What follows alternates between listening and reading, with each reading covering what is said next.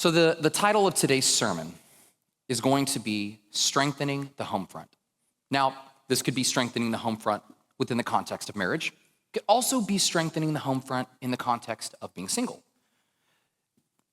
I remember starting the current job that I'm in right now. I was amped, excited, ready to go. I think we can all have those moments, right? We've had a moment where we're starting a new job. We have a new thing maybe, even just a new shiny thing in our life, right?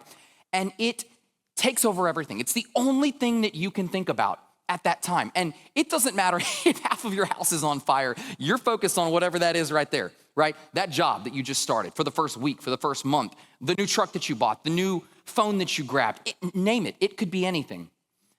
And in those moments, things pass us by that are priorities. But yet we can become so singularly focused on whatever's in front of us, whatever we deem, the human mind deems as a priority. But what really are the priorities that we should have? How do we know what we should focus on? Well, there's a good book that talks about it, and we're going to dive in a bit today. So I want you to hang tight with me as we dive into how we strengthen the home front by focusing on the priorities that matter most. See, Juliet and I took a trip this weekend to Louisiana. Now, I know we have a lot of people here from the great state of Louisiana, and we had the opportunity to go visit a couple of our friends who had had a newborn. It was a wonderful time, really enjoyed getting to see them. And as we were on the way down, we were having a conversation about something that I had lost focus on. I had shifted my priorities in my life on a topic. And as we were discussing it, we realized, wow, how timely is it that we're talking about this, yet my sermon focuses on it as well. See, priorities in your life will always have the opportunity to shift. It could be shifted by an external force, or it could be shifted internally by ourselves. It's not always someone else's fault that we had to look a different way, focus on a different thing, spend our time differently in a certain part of our life. However, it's knowing how to balance, how to understand in those moments, how to redirect our time that allows us to navigate through what I call the murky waters of life. 1 Timothy 5:8 says, "But if anyone does not provide for his relatives, and especially for members of his household, he has denied the faith and is worse than an unbeliever." See, Timothy, right, this is Paul's spiritual son, if you will. Paul is specifically addressing the man here as he's talking to Timothy. He says, we understand that this is Paul's letter to Timothy, but what he's really saying is he's talking to us about the parent's role, and more specifically, just how you gauge your life. So when I think about my family, when I think about providing a roof over their head, how I minister to my children, how I minister to my wife, the time that I put on growing their spiritual walk, it makes me step back and think, do I spend enough time? Am I prioritizing my job, my health, the things I want to go buy, over what my children need, over what my family needs in that moment? See, it's not just a box to check to say, hey, I hung out with my wife today. Yeah, I watched some TV with my kids. By the way, that doesn't count for time with your children. It makes you sit and think, what am I really doing that's building a connection? And we're not talking about just a connection for a minute or two. We're talking about a consistent, real connection with your spouse, with your wife, with your friends, the people in your life. See, if you're single, you might say, well, I don't have kids. I don't have a spouse, but that doesn't matter. Priorities in your life still need to be dialed into what the word says. And when we think about that, we're going to talk about 4 key topics today when we're strengthening the home front. We're going to talk about fulfilling my role as a parent, eliminating the danger of external distractions, the power of presence, and a long-term legacy. See, they all track one after another. You can't get to a long-term legacy without understanding your role as a parent, getting rid of distractions, understanding that your presence with your family and your friends matter.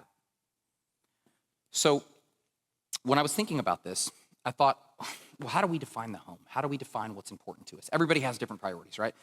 Some people are Cowboys fans, and can't really deal with that. But some people are Texans fans. Some people are Astros fans. They're Rangers fans. Those are priorities they've picked in their life for sports, right? When we think about what is important in the order of our home, what we want to do in any given day, who we are defines that in many different ways. Our culture, our background, how we were raised. The order of the home, more classically described, is a psychological model that explains how basic needs, such as security and love, must be met before a higher level growth can occur. Parents are responsible for providing spiritual, emotional, and physical security to their children. Even Deuteronomy 6, verses 6 and 7 say, parents are instructed to teach their children about God at all times. Well, what does that mean? How do I raise my children up and teach them about God? It's not that we're getting into theology and we're reading 10 books or 10 chapters of scripture a day. It's the little moments. It's how Juliet and I have a fight and interact with each other. How do we choose to respect each other in a moment where we have a flare-up? What McKinley, our 6-year-old, she is keenly aware of how Juliet and I talk to each other. Madison, she's 2.5, she's not really there yet. But don't think for a second that your children don't see how you interact, especially in the most vulnerable moments you have in that house. So when Juliet and I are sitting there talking, and maybe we have a heated discussion about something, what does McKinley see? How am I talking to Juliet? Do I demean her? Do I talk down to her? Do I stomp on her? Or do I find a way as the spiritual Godhead of the family, and I'm not always great at this, so let's be clear, we're all human, right? But we're working there to say, okay, I understand we have a difference. We've got a problem we're working through. But instead of coming at each other and berating each other and beating each other down, we're finding ways to compromise and get together and build each other up and work through it. See, all McKinley's gonna take from that is really how I spoke to her mother, for the most part. So it's on me as the father to fulfill my role as a parent. And I do that through showing her how a man should respect a woman. I think that's a lost art in many ways in this society. How a man should respect a woman, not how a man dictates authority to a woman. That's a very different and I think misunderstood thing, but how he respects and loves and serves his wife. When I think about parents and their ministry at their home, it's the foundation of who we are. So little things that we can do with McKinley. So I like VeggieTales. I was raised on VeggieTales. I don't know how many people here ever watched that show. It's one of the cutest biblical shows. It's great. I love it. It's funny. These are little simple ways you can get your kids involved in church without just beating them with the Bible. That's not what we're saying here. When we think about how we minister to our family and our kids, we're talking about little consistent moments that they can remember, they can understand. So I think about those times. I also think, even if it's not biblical, maybe it's just time with your children. So McKinley loves soccer, right? That's a big thing for her. We love getting out in the backyard. We'll just kick the ball around. Even Madison is getting into it. It's not that we're spending an hour a day doing it, but they're consistent moments that I have with my girls outside that they know to expect. They love to go outside. They love to play. They want me to go down the slide with them, even though I can hardly fit. But that's a whole nother topic. All of that to say, that's what you're driving for. You want your kids to have these memories with you. They don't have to be big, fancy moments. It isn't about the money you spend. It isn't about what you bought them or how often you bought. I'm not buying them anything. It's the time I choose to dedicate to them. Now, I understand we all have our jobs, right? We have our responsibilities within the home and outside of the home. Some people work shift work. Some people work early in the mornings. That's just part of life. But it's how you interact when you're home. When you have the chance to sit there with them, with your wife. If you say, hey, look, I'm working 12 hours a day. This is what's required. But when I'm home, I've got an opportunity to be with my wife and spend quality time with her, to talk to her about her day, to help her out. Those are the consistent moments with your spouse that matter. If you think they don't know that, they do. They get it. They see it. Your children get it. I can promise you. So I grew up, my dad worked shift work for 10 years. So I'm keenly aware of how it feels to have a dad go to work at night and work all night. That was just how we were raised. I never even knew there was a difference between my dad and anybody else's dad as far as the hours that were worked. Why? Because when he was home, he was present. When he had the opportunity to interact with us, he was there. And maybe we didn't have cell phones at the time, but I promise you, even when we did get them later in life, he still chose to be present with us in that moment, right there. Whether it was in the garage and we're playing with him in there, or we're working with him with his tools, or we're helping him build something, or we're in the backyard on a tire swing. Yes, people still have those. Consistent moments of presence allow you to make a lasting impact with your children, with your spouse, with your friends. We understand our role as parents. we can understand what pitfalls could potentially come our way. See, when I was at Comtech, and I still am, this is the current company I'm at, I was so excited because I got to get this brand new opportunity. It was a leadership position. It's all the things that I'd always wanted. And then 6 months blew by. 6 months. 6 months where I couldn't even look back and think about what I'd done with my kids, the time that I'd spent with my wife. It was gone because I was so focused on a job. Yes, do I believe that the Lord blessed our family with that opportunity? I do. But it was on me at that point to prioritize, continue to prioritize my family through that job while I had that job. See, I don't get to abdicate my responsibilities just because I have a job. Do you understand? It's not an excuse for you to just say, oh, I gotta work a lot. So when I'm home, I'm gonna put my feet up and watch ESPN. Look, I'm not against you watching sports. I love sports. They're great. But I love my kids more. I love my wife so much more. She is the single most important part of my life outside of Jesus. And despite all the things that I love, if I love those more than I love her, if I love those more than I love my children, what kind of servanthood, what kind of example as a parent am I showing my children? Oh, well, Dad was always busy. He just had to do other things. They'll expect that from a man. They'll expect that from their spouse. Your example right now, the consistent behavior that you show them now is what will form their opinions of what to expect throughout the course of their life.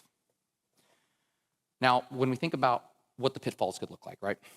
We think about point 2, which is eliminating the danger of external distractions. Now, when I was really reading through the Word and trying to look for a great example here, I love this. I found one I had never heard of. And I love that with the Bible. So many of us have had the opportunity. We know John 3:16. We know all of the popular verses, but there's so much in there that I think most of us really haven't had the opportunity to dive into. One of the neat things was I found 1 Samuel chapter 2, verse 22 through 25. So hang with me here. I'm going to walk through this. It says, now Eli, who was very old, heard about everything his sons were doing to all of Israel and how they were acting unfaithfully to those who served with them. So he said, why do you do such things? I hear from all the people about these wicked deeds of yours. No, my sons, the report I hear is spreading among the Lord's people, and it's not good. If one person sins against another god, we may mediate the offender. But if anyone sins against the Lord, who will intercede for them, it's a problem. Now, what's happening here is Eli is big time. He's up there in the priesthood for Israel. But his sons are off a cliff. They're off the deep end. And in his mind, he's thinking, okay, I'm running the show. I'm the man. I'm the top dog where I'm at. My sons, they're boys, right? They're just going to make a mistake every now and again. I'm going to let it slide. No big deal. They weren't just making mistakes. They were ruining his entire legacy. And because of his inability to want to parent, to watch over his children, and these are adults, these are not babies, right? I'm going to walk you through the consequences that befell him. See, Eli's neglect as a father started with a failure to discipline. Eli knew about his son's corrupt behavior, and as the people were complaining about them in 1 Samuel, he let it slide. His response was weak. He merely rebuked them verbally, but did not take decisive action to remove them from their priestly duties. If you catch that, they were priests as well. They weren't working in the private sector while he was a priest. They were priests too. He didn't take decisive action to remove them from their priestly duties or implement stronger consequences. Eli's rebuke was insufficient, given the gravity of their sins. Now, I'm going to stop there for a second. How many times have we had the opportunity to talk to our kids about something and we push it off a bit? And we say, yeah, but they're just kids. They're going to be fine. It's okay. Don't worry about it, right? What they're dealing with, what they're going through, they'll figure it out later, or I'll discipline them later. I'll have a conversation with them later. How many times does later turn into days, weeks, months, years? And then a pattern of behavior has built itself up around your children. And you can't, addressing it now is like a world-changing event because you didn't do it right out of the gate. See, if Eli would not have neglected his role as a parent and as a father and failed to discipline, he wouldn't have been in the situation to begin with. Sure, he would have had to discipline, which takes me to another topic of it is the man's biblical responsibility to lead discipline in the house. It is a lost fact that men think they can take a backseat with discipline. We drive discipline in the house. Biblically, we are tasked with driving the discipline in the house. I'm gonna say it again until everybody gets it, okay? It's not mom's responsibility to do it all. And I can say this because I did this the wrong way for about 6 or 7 years. I looked over and said, you got it, Jew, don't worry about it. My wife's name's Juliet, don't freak out if you heard the acronym there. And if you're wondering how I got it, well, that's their family that named her that. So all of that to say, I'm like, Juliet, just take care of the kids. You're a mom, you got it, right? No big deal. But then when I tried to discipline the kids, what do you think they did? If I felt like I should have to lift a finger and discipline the kids, do you think they listened? No, they laughed at me. They looked at me like, you're not mom. You're not even in the game. You're not even off the bench yet. I'm not gonna pay attention to what you're doing. I don't think that sits well with any dad around here. Not sure any of us wanna feel that way. Now, another part of it is I shouldn't have to raise my voice to get my kids' attention. I found that when I was less and less involved, I had to raise my voice a whole lot more to get their attention. But the more that I'm involved, the more that I'm showing consistent acts, being present, I don't have to raise my voice to get their attention anymore. It's not that we don't have our heated moments, but it changes the game when they know that you're a consistent disciplinarian. Now, the second thing here was a corruption of worship. See, Eli's sons, Hophni and Phinehas, showed blatant disregard for the sanctity of their priestly duties, abusing their power by forcefully taking the best parts of the offerings for themselves. That was a violation of Levitical law. It was immoral. Maybe if a guy wants to spend a little more money out of the household income than his wife. Why? Well, because I'm the man and I can. I'm the breadwinner, I make the money. Look, I was talking to Pastor Paul about this yesterday. It's not your money, it's our money. When you have a household, it doesn't matter. If you make 100,000, your wife makes 80,000, you make 50,000, she makes, it doesn't matter. It's our money. We work together to build the house that God has provided us with. Now, preaching to myself a bit there, with the lack of blatant disregard over what was given to them. See, they were given the ability to be priest. I've been given the ability to marry my beautiful wife, to have my children. I've been blessed, honored, given the opportunity to have that. But if I disrespect what God has given me, if I don't honor him with what he's given me and act the way that I should, he will drop a knot on my head the size of Texas. And I think we've all experienced those moments when God has to get a hold of us in a way we just don't like. It's like Pastor preached about last week. Help me. Don't listen to what I'm saying. Don't do it. Don't lead your family the wrong way. Don't dishonor the roles and responsibilities you've been given. Don't do it. I'm begging you not to do it. Because if you do, I'm gonna let you reap what you sowed. And I'm pretty sure that none of us want to reap that harvest. Now, the third thing were tragic consequences. There was divine judgment here. God sent a prophet to Eli to declare his judgment, saying that because Eli honored his sons more than God, he let them slide. Both Hophni and Phinehas would die on the same day. It's pretty hard. That's pretty rough. You mean I'm gonna lose my sons just because I chose not to discipline them? You mean if I don't watch my children and see where they're going and know who they're hanging out with, and if they accidentally drink and drive and die, that's gonna happen? Oh, I'm sorry. You don't get a free pass for parenting just because you're busy. See, the same thing then happens now. God will let us reap what we sow if we don't honor him. We don't honor the things we're good that he's given us. Now, there you go. So, furthermore, it wasn't just Hophni and Phinehas that died or that were foretold to die. Now, God went a step further. He said, oh, by the way, Eli, your family will lose the privilege of serving as priest for the rest of your days. The priesthood would be passed to a more faithful servant. Eli's descendants would face hardship. They would no longer enjoy God's favor. That's terrifying. To think that I could be in the place that God has for me. I could be in his presence, honoring him, watching the blessings, and not monetary blessings like Pastor talked about last week, a loving wife, a healthy family, a roof over my head, a job. And then it could all be gone in the blink of an eye. Because as a leader, as a husband, as a man, I didn't honor what he'd given me. He'll take it all back. Every bit of it. I think all of us, whether it was our parents that took it back or others, have messed up, been given something, didn't follow through with what we needed to, and lost something. That's an age-old example that's used through life. Now, beyond that, in 1 Samuel 4, the prophecy is fulfilled, there it is, when Hophni and Phinehas died in battle, and the Ark of the Covenant was even captured by the Philistines. Eli himself died upon hearing the news. Now, I'm not saying that this exact situation is what's playing out across this congregation, but it is a true statement when it says, if you don't watch what your family's doing, if you're not consistently involved, if you're not present with your family day in and day out, even in the littlest of ways, you can't truly know what life can bring you. You're just not gonna be able to factor it all in when you remove yourself from their lives.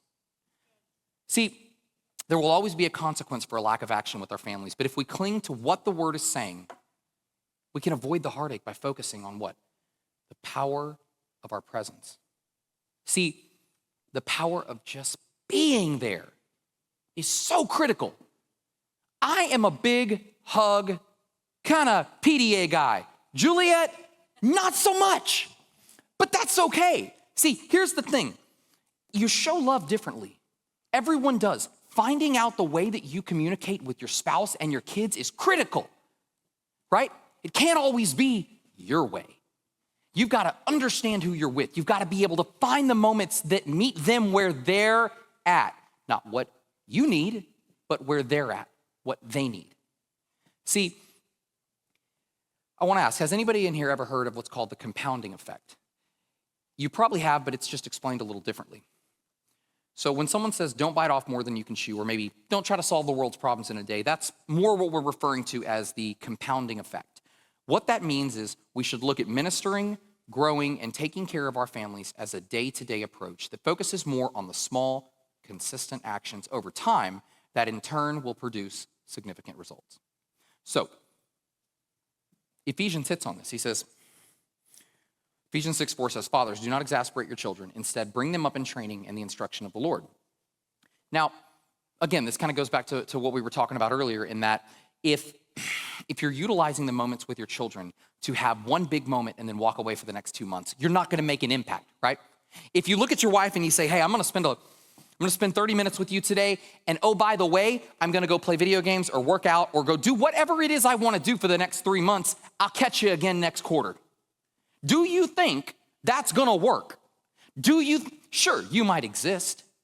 How many of us have just been stuck existing from time to time? I think all of us, including myself.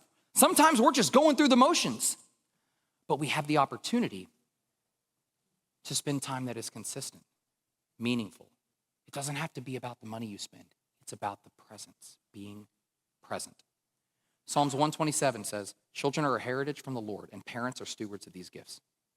My children are a blessing. My wife is a blessing. I'm blessed that the Lord didn't let me walk in front of a bus before I met Juliet. Are you kidding me? I am so blessed to have who I have in my life. I don't deserve it. And I'm pretty sure that most men in here could probably say that. However, we were given the opportunity to lead, to steward.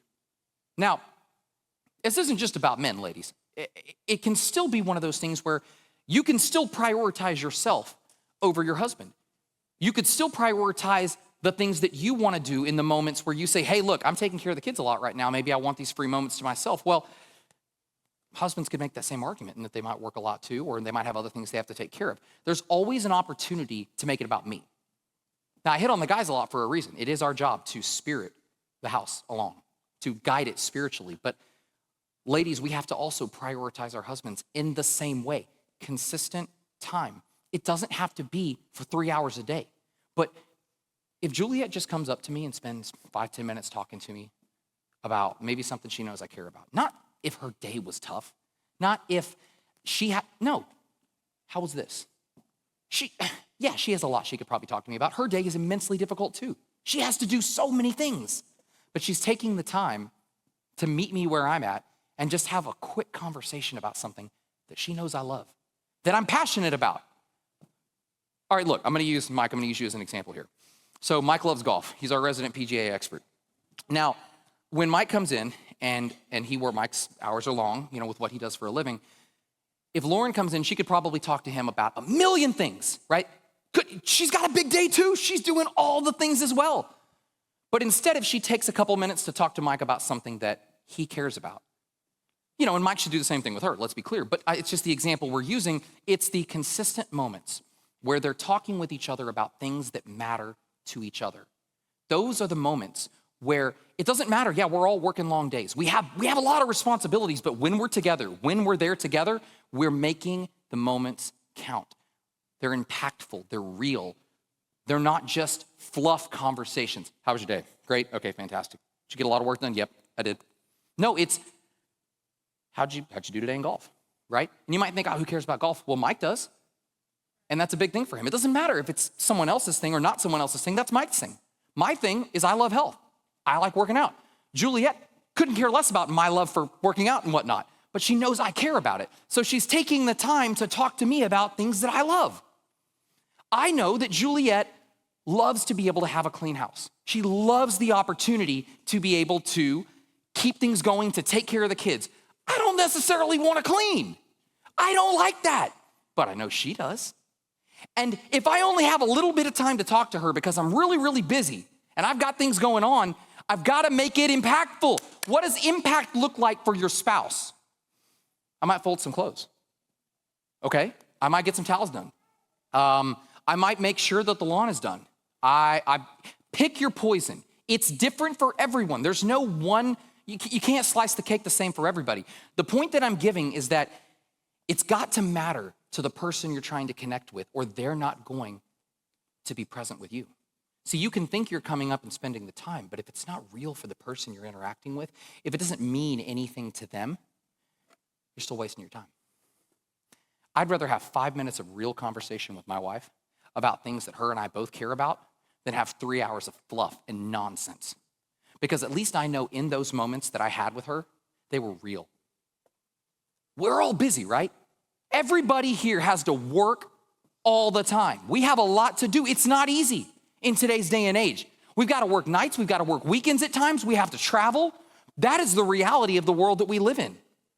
But in the moments that we have when we're there, that's where we have to really focus in. So the power of presence.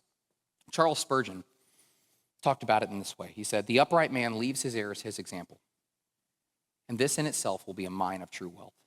How many men may trace their success in life to the example of their parents? How will my daughters trace success with their husbands? Well, they're gonna look at me. They're gonna say, my dad talked to Juliet this way. My dad spoke to my mom this way. My dad connected with my mom this way." Their expectations of what a man will do for them as far as connection and love is based on how we operate now.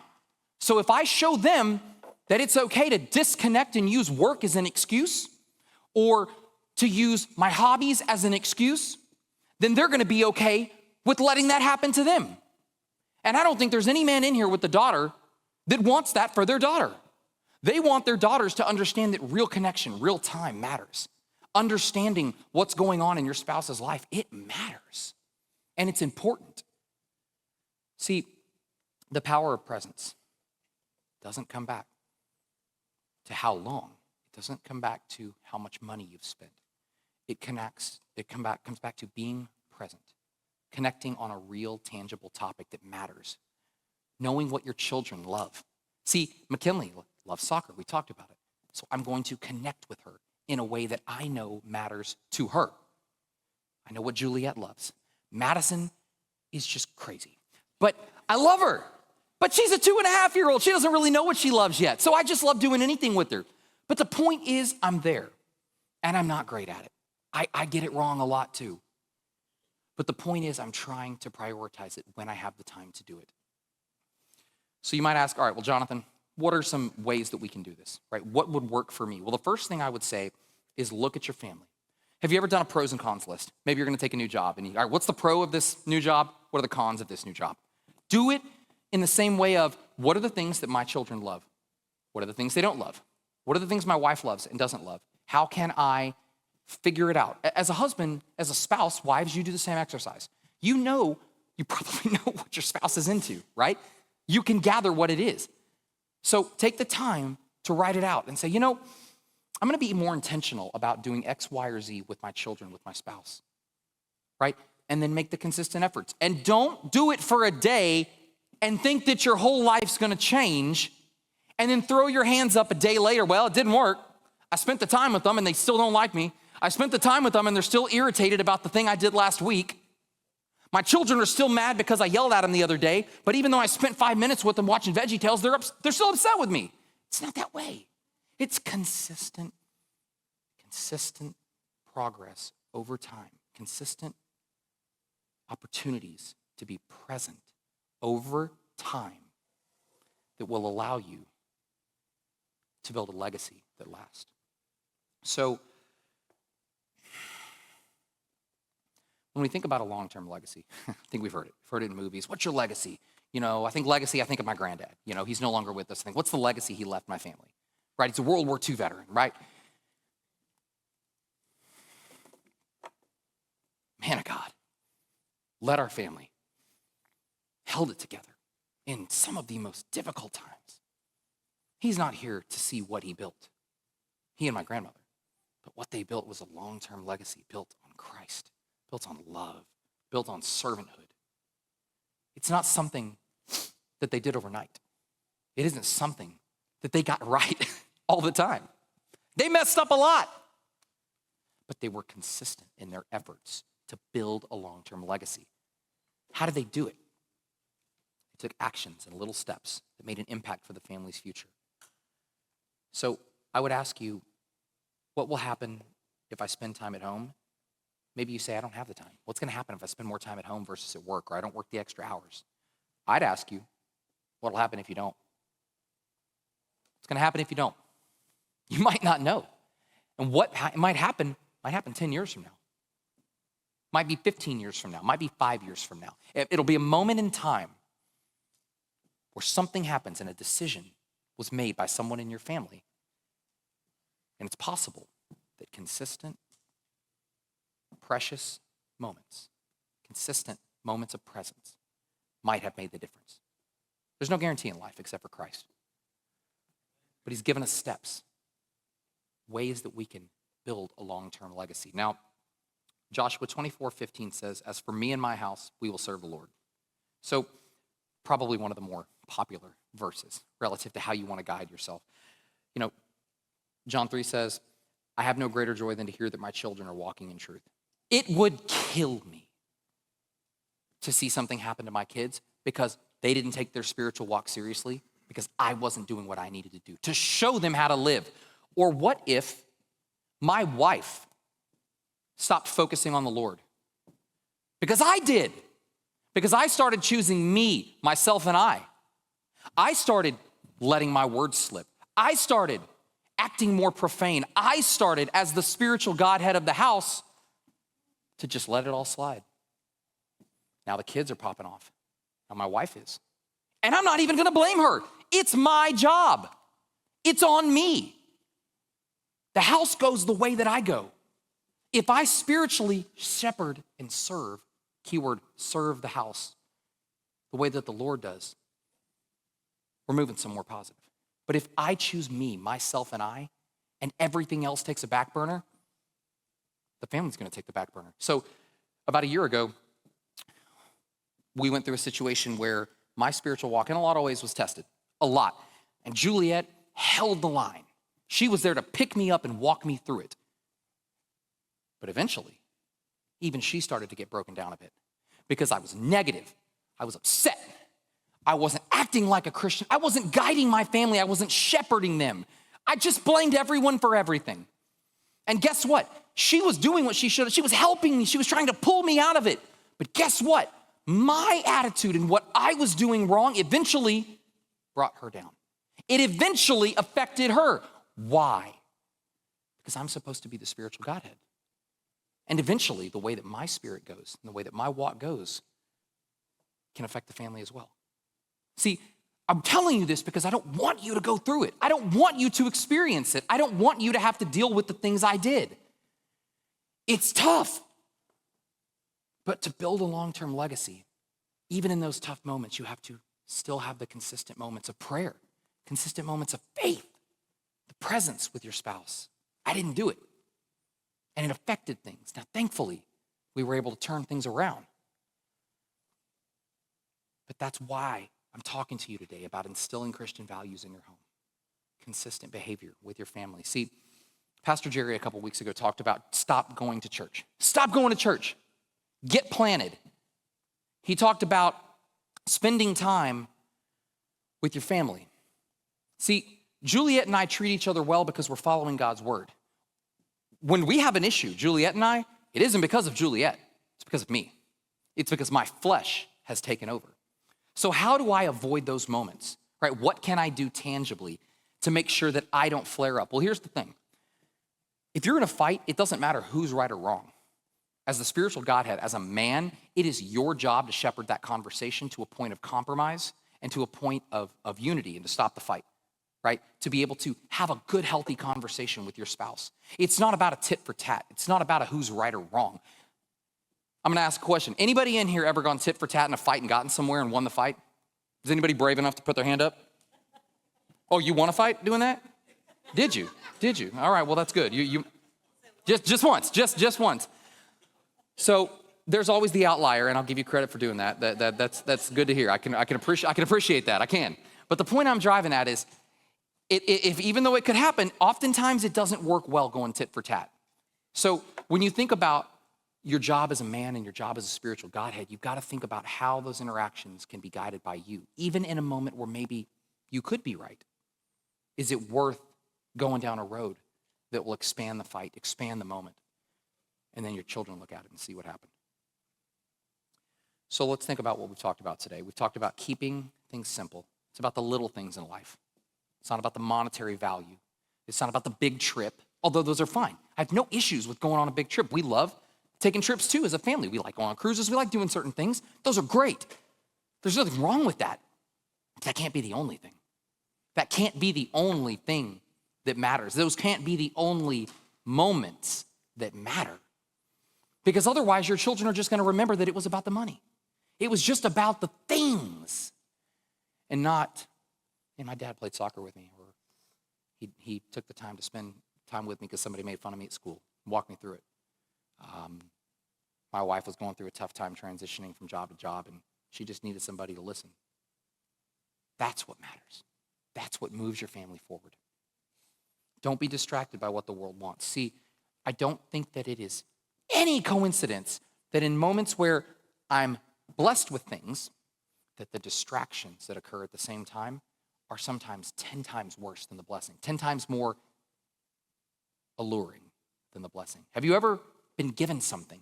Have you ever earned something, worked hard for something and realized, maybe got a promotion at work or a raise, and you realize, okay, I've got this money here and I can spend it.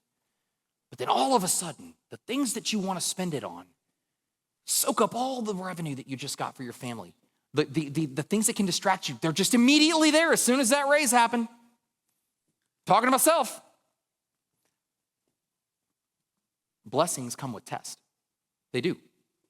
Every blessing is going to come with a test. So think about, don't be distracted by what the world wants. Time with your family. Focus on your family. Focus on your family's finances, right? Don't let the blessings that come into your family get taken away by distractions. Distractions from spending, distractions anywhere. And then get planted. We've talked about, it's sitting right there. Know, grow, show, and go. Get planted. Well, how are you serving? Pastor talked about it last week. Seeking God, obeying God, serving God. How are you doing it? What are you doing in your life right now? How are you serving?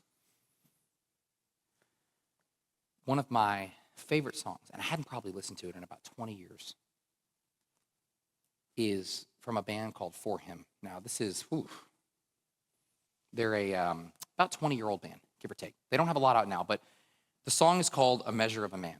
And I was listening to it this week, and it really dawned on me what the world makes us think is necessary and what we can be distracted by relative to what God says we are, who we are. The lyrics go, oh, I say the measure of a man It's not how tall you stand. It's not how wealthy or intelligent you are.